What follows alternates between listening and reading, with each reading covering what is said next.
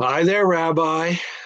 And may I point out that this is not what we typically expect from you, the one lane dead end perspective. We come to you for hope and optimistic guidance. What's going on? You'll notice that I'm standing here before you get on that one lane bridge to a dead end. And that's why I'm here and I picked it. I read a neat article by a CEO, CFO from one of our big corporations, and I followed up. There were several other articles, and it got me thinking, and that's why I'm standing at this one way bridge at a dead end. The articles I'm reading say a work life balance doesn't work with all work, and we're torturing ourselves. The thrust of the articles I read in Fortune and Inc. and other magazines was don't choose to work for a company, don't choose an occupation that you don't like to do that isn't going to occupy you. As a rabbi, choosing to be a rabbi, and we joke about there is no choice. There's no work life. There is no need to balance it because those of us who heard the calling chose this to dedicate our lives to this. And that's the thrust of the articles I'm reading. It's very demanding to be a surgeon. It's very demanding to be a doctor. It's very demanding to be a cartoonist. It's very demanding to write for a newspaper or magazine that has deadlines. And to try to pretend that I can do that and have nice times and tell my family, well, gee, I have an emergency, I have surgery I have to do, but I'm not going to do it because we're going to go to the beach.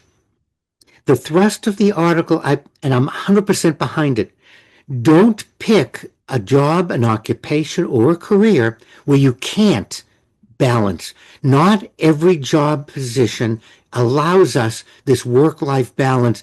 It's the uh, elephant in the room, and the articles and the things we're torturing each other. It reminds me of when women started to get away from being nurses, teachers, or just being homemakers, and they entered the workforce and they started getting great careers and jobs and contributing to the economy. They turned around and said to their partners, I can't do this job and be a stay at home mother. And I think they're the perfect example of what the articles are talking about. We have to, for partners, for people, take a look, share, see if you can make it work, but don't put the onus on the person. And we're torturing ourselves. I've been thinking about this for 2 weeks now, Joe, and everything falls into place. The idea that there cannot be a work-life balance with certain work or jobs, careers. Chefs, talk to a chef about what their life is like. Nothing wrong with being a chef, but make that your commitment. Make that your passion. And that's what you're willing to do. And the other is sheer torture, Joe. But this is different than the guy who goes to the bank every week, every day of the week, and then goes home at night and figures out how to make more money for the bank. Or not to say anything bad against bankers, or people who are dedicated to the stock market or stuff like that. But there's a distinction between the passion for doing something and then doing something simply because the more you work at it, the more money you'll make. I think we could make that distinction. But that's the same topic.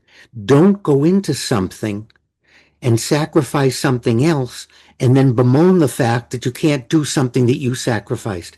And I think the mistake we're making, and the article pointed out, we're not sitting down and looking at it. If you want to become an attorney and you decide to have your own practice, you're going to have to decide how much money you're going to make will be limited by how much time you're willing to put into it. And I think the mistake we make is not thinking about it. That's why I'm standing at the bridge. Don't go down that bridge. Don't go into an occupation. Don't go into a job without sitting down and saying, This is what it'll take. This is the amount of time it'll take to get me to my goals. And that's what the article awakened me to. There is no life work balance. Let's stop that right away. And let's start with, what do I want to do with my life? How am I going to earn money? And what occupation or job am I going to pick?